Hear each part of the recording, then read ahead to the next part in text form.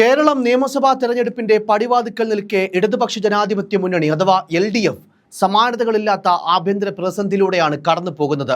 സാധാരണഗതിയിൽ കേഡർ സംവിധാനത്തിന്റെ കരുത്തിൽ കൃത്യമായ ആസൂത്രണത്തോടെ തെരഞ്ഞെടുപ്പിനെ നേരിടാനുള്ള CPM-ഉം ഘടകകക്ഷികളും ഇത്തവണ സ്ഥാനാർത്ഥി നിർണയത്തിന്റെ പേരിൽ വഴിമുട്ടി നിൽക്കുന്ന കാഴ്ചയാണ് കേരളം കാണുന്നത്. തിരുവനന്തപുരം, കാസർഗോഡ്, വള്ളിക്കുന്ന്, താനൂർ എന്നീ 4 പ്രധാന മണ്ഡലങ്ങളിലെ സ്ഥാനാർത്ഥി നിർണയം അനിശ്ചിതത്വത്തിലായതിന് പുറമെ മുന്നണിക്കുള്ളിലെ പുകച്ചിൽ പരസ്യമായ കലഹങ്ങളിലേക്കും കൂടുമാറ്റങ്ങളിലേക്കും വഴിമാറിയിരിക്കുന്നു.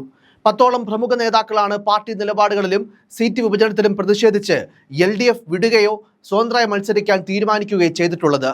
ഇത് മുന്നണിയുടെ അടിത്തറ ഇളക്കുന്ന വൻ പ്രത്യാഘാതങ്ങൾ ഉണ്ടാക്കുമെന്ന് രാഷ്ട്രീയ നിരീക്ഷകരും വിലയിരുത്തുന്നു. തിരുവനന്തപുരത്തെ സാഹചര്യം പരിശോധിച്ചാൽ ആന്റണി രാജുവിനെതിരെ ഉണ്ടായ കോടതി വിധി ജനാധിപത്യ കേരള കോൺഗ്രസിനെയും ഇടതുമുന്നണിയെയും ഒരേപോലെ പ്രതിരോധത്തിലാക്കിയിരിക്കുകയാണ്. വോട്ട് വിഹിതത്തിൽ നിർണായക സ്വാധീനമുള്ള തലസ്ഥാനത്ത് ഒരു പുതിയ മുഖത്തെ കണ്ടെത്താൻ കഴിയാത്തത് പാർട്ടിക്കുള്ളിലെ ആഭ്യന്തര കലഹത്തിന്റെ ആഴം കൂട്ടിയിരിക്കുന്നു. ഒടുവിൽ ആരെയും കിട്ടാതെ വന്ന സാഹചര്യത്തിൽ സിനിമാ താരം സുധീർ കരമനെ സ്ഥാനാർത്ഥിയെ പ്രഖ്യാപിച്ചിരിക്കുകയാണ് LDF. ഇത് വലിയ രാഷ്ട്രീയ പരിഹാസങ്ങൾക്കും വഴി തുറന്നിട്ടുണ്ട്. പാലക്കാട് മണ്ഡലത്തിൽ നടൻ രമേശ് പിഷാരടി കോൺഗ്രസ് സ്ഥാനാർത്ഥിയായി എത്തിയപ്പോൾ സിനിമാ താരത്തിന് എന്തറിയാം, മമ്മൂട്ടിയുടെ തണലിൽ ജീവിക്കുന്നവൻ എന്നൊക്കെ പറഞ്ഞ് അതിരൂക്ഷമായി പരിഹസിച്ചവരാണ് ഇപ്പോൾ ഗത്യന്തരമില്ലാതെ ഒരു സിനിമാ താരത്തെ തന്നെ ശരണം പ്രാപിച്ചിരിക്കുന്നത്, അതും തിരുവനന്തപുരം പോലൊരു പ്രധാന മണ്ഡലത്തിൽ. അന്ന് കോൺഗ്രസിനെ അധിക്ഷേപിച്ചവർക്ക് ഇന്ന് സ്വന്തം പാളയത്തിൽ അതേ മാതൃക പിന്തുടരേണ്ടി വന്നത് രാഷ്ട്രീയ പാപ്പരത്തമാണെന്ന് സോഷ്യൽ മീഡിയയിൽ വിമർശനം ഉയരുന്നുണ്ട്. സിനിമാക്കാരെ രാഷ്ട്രീയത്തിലേക്ക് കൊണ്ടുവരുന്നത് നിലവാരമില്ലായ്മയാണെന്ന് പ്രസംഗിച്ചവർക്ക് കാലം കാത്തുവെച്ച തിരിച്ചടി കൂടിയാണിത്. ഇതേ സമയം തന്നെയാണ് കാസർഗോഡ്, വള്ളിക്കുന്ന് സീറ്റുകളെ ചൊല്ലി INL-ൽ ഗ്രൂപ്പ് പോര് രൂക്ഷമായത്. പാർട്ടിക്കുള്ളൊരു വിഭാഗീയത തെരുവിലേക്ക് എത്തുകയും സ്ഥാനാർത്ഥികളെ പ്രഖ്യാപിക്കാൻ കഴിയാത്ത വിധം ചർച്ചകൾ വഴിമുട്ടുകയും ചെയ്തത് താഴെത്തട്ടിലുള്ള പ്രവർത്തകരെ നിരാശരാക്കിയിട്ടുണ്ട്. താനൂരിൽ സിറ്റിംഗ് സീറ്റായിട്ടും വിജയസാധ്യതയുള്ള സ്ഥാനാർത്ഥിയെ കണ്ടെത്താൻ കഴിയാത്തത് CPM-ന്റെ സംഘടനാപരമായ പരാജയമായിട്ടാണ് വിലയിരുത്തപ്പെടുന്നത്. ഈ ഘട്ടത്തിലാണ് LDF വിട്ട് പുറത്തുപോയ നേതാക്കളുടെ നീക്കം മുന്നണിക്ക് വെല്ലുവിളിയാകുന്നതും. 10ഓളം നേതാക്കൾ മുന്നണി വിട്ട് UDF-ലോ NDA-യിലോ ചേക്കേറാൻ അല്ലെങ്കിൽ സ്വതന്ത്രമായി മത്സരിച്ച് ഇടത് വോട്ടുകൾ ഭിന്നിപ്പിക്കാനോ തയ്യാറെടുക്കുന്നത് CPM കേന്ദ്രങ്ങളെ ഞെട്ടിച്ചിട്ടുണ്ട്. സീറ്റ് നിഷേധിക്കപ്പെട്ടതും പാർട്ടിയിലെ ഏകാധിപത്യപരമായ തീരുമാനങ്ങളും യുവാക്കളെ തടയുന്ന നിലപാടുമാണ് ഇവരെ ഇത്തരം കടുത്ത തീരുമാനങ്ങളിലേക്ക് നയിച്ചത്. ഇതിലേറ്റവും പ്രധാനപ്പെട്ടത് പാർട്ടി സെക്രട്ടറി MV ഗോവിന്ദന്റെ ഭാര്യ PK ശ്യാമളയ്ക്ക് സീറ്റ് നൽകാനുള്ള നീക്കത്തിനെതിരെ ഉയർന്ന പ്രതിഷേധമാണ്. കണ്ണൂരിൽ നിന്നുള്ള ഗോവിന്ദൻ എന്ന നേതാവ് ഇതിൽ പ്രതിഷേധിച്ച് പാർട്ടി വിട്ടത് CPM-ന് വലിയ തിരിച്ചടിയായി.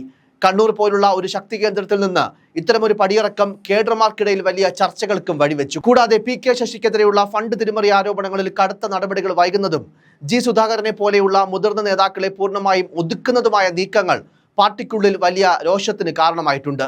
പയ്യന്നൂരിലെ ഫണ്ട് വിവാദവുമായി ബന്ധപ്പെട്ട കുഞ്ഞികൃഷ്ണന്റെ വിഷയം കൈകാര്യം ചെയ്ത ആ രീതിയും അതും പ്രവർത്തകർക്കിടയിൽ കടുത്ത വിയോജിപ്പുണ്ടാക്കിയിട്ടുണ്ട്. സത്യസന്ധരായ നേതാക്കളെക്കാളും ഉപരി ഇഷ്ടക്കാർക്കും ബന്ധുക്കൾക്കും സംരക്ഷണം നൽകുന്നു എന്ന ആക്ഷേപം പാർട്ടിയുടെ അച്ചടക്കത്തെ തന്നെ ചോദ്യം ചെയ്യുന്നുണ്ട്. ആലപ്പുഴയിൽ G സുധാകരനെ അനുകൂലിക്കുന്ന വലിയൊരു വിഭാഗം ഇപ്പോഴും നേതൃത്വത്തിന്റെ അവഗണനയിൽ അമർഷം രേഖപ്പെടുത്തുന്നു. മറ്റുള്ളവരുടെ കണ്ണിലെ കരടെടുക്കുന്നതിന് മുൻപ് സ്വന്തം കണ്ണിലെ കോൽ എടുത്തു കളയണമെന്ന ഉപദേശം ഇപ്പോൾ CPM-ന് നേരെയാണ് സോഷ്യൽ മീഡിയയിൽ ഉയരുന്നത്. കോൺഗ്രസിലെ സ്ഥാനാർത്ഥി നിർണയത്തെ പരിഹസിക്കാൻ മുന്നിൽ നിന്ന SFI സംസ്ഥാന പ്രസിഡന്റ്, യൂത്ത് കോൺഗ്രസ് നേതാവ് അലോഷ്യസ് സേവ്യറിനെ ലക്ഷ്യം വെച്ചിട്ട പോസ്റ്റുകൾ ഇപ്പോൾ അവർക്ക് തന്നെ തിരിച്ചടിയായിരിക്കുന്നു. കോൺഗ്രസിനെ സ്ഥാനാർത്ഥി മോഹികളുടെ കൂടാരം എന്ന് വിളിച്ച് ആക്ഷേപിക്കുമ്പോൾ സ്വന്തം പാർട്ടിയുടെ പട്ടികയിൽ SFI-യിൽ നിന്നോ യുവജന സംഘടനയിൽ നിന്നോ ആർക്കും അർഹമായ പരിഗണന ലഭിച്ചിട്ടില്ലെന്നത് യുവപ്രവർത്തകർക്കിടയിൽ കടുത്ത അമർഷത്തിനും കാരണമായിട്ടുണ്ട്. കഴിഞ്ഞ തവണ 2 SFI നേതാക്കൾക്ക് സീറ്റ് നൽകി യുവാക്കളെ പ്രോത്സാഹിപ്പിച്ച CPM ഇത്തവണ ഒരാളെപ്പോലും പരിഗണിച്ചില്ല എന്നതും ശ്രദ്ധേയമാണ്. അധ്വാനിക്കാൻ യുവാക്കളും ആസ്വദിക്കാൻ മുതിർന്ന നേതാക്കളും എന്ന നിലപാടാണ് CPM സ്വീകരിക്കുന്നതെന്ന ആക്ഷേപവും ശക്തമാണ്. AK ശശീന്ദ്രനെ പോലെയുള്ള നേതാക്കൾ പ്രായപരിധി വകവയ്ക്കാതെ വീണ്ടും മത്സരിക്കുന്നത് അത് തടയാൻ പാർട്ടിക്ക് കഴിയുന്നില്ല എന്നതും പാർട്ടിയിലെ മുരടിപ്പിന്റെ ലക്ഷണമായാണ് കാണുന്നത്.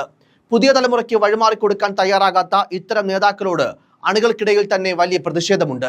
സ്വന്തം പാളയത്തിലെ യുവാക്കളെ തഴഞ്ഞ് മറ്റുള്ളവരെ പരിഹസിക്കുന്നത് രാഷ്ട്രീയ മര്യാദയ്ക്ക് നിരക്കാത്തതാണെന്ന് പാർട്ടി അനുകൂലികളിൽ ചിലർ പോലും രഹസ്യമായി സമ്മതിക്കുന്നു.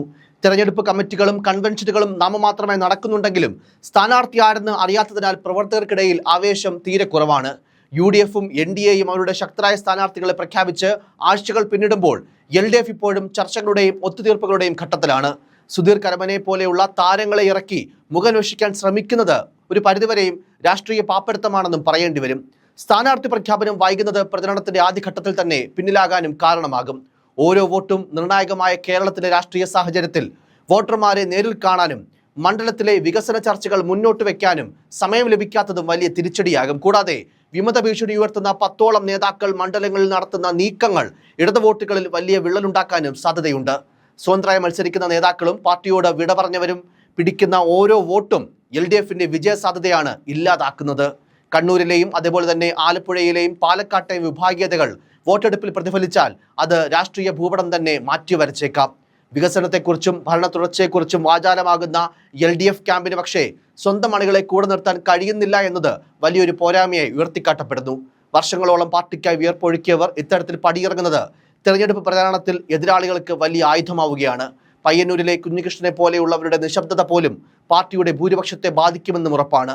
സിനിമാ താരങ്ങളെ സ്ഥാനാർത്ഥിയാക്കുന്നതിനെ പരിഹസിച്ച് ഒടുവിൽ തിരുവനന്തപുരത്ത് സുധീർ കരമനയെ തന്നെ നിയോഗിക്കേണ്ടി വന്നത് CPMന്റെ നിസ്സഹായാവസ്ഥയാണ് കാണിക്കുന്നത്. ചുരുക്കത്തിൽ അനിശ്ചിതത്വം തുടരുന്ന സ്ഥാനാർത്ഥി നിർണയവും പാർട്ടിക്കുള്ളിലെ ആഭ്യന്തര തർക്കങ്ങളും യുവാക്കളെ തടയുന്ന നിലപാടും LDFന് ഇത്തവണ വലിയ പരീക്ഷണമാണ് നൽകുന്നത്. സ്വന്തം കുടുംബക്കാർക്കും ഇഷ്ടക്കാർക്കും വേണ്ടി പാർട്ടി തത്വങ്ങൾ കാറ്റിൽ പറത്തുന്ന നേതൃത്വത്തിന്റെ രീതികൾ താഴെത്തട്ടിലും വലിയ ചർച്ചയാവുകയാണ്. കോൺഗ്രസിനെ വിമർശിക്കുന്നതിന് മുൻപ് സ്വന്തം വീട് വൃത്തിയാക്കേണ്ടതുണ്ടെന്ന് ഈ സംഭവ വികാസങ്ങൾ തെളിയിക്കുന്നു.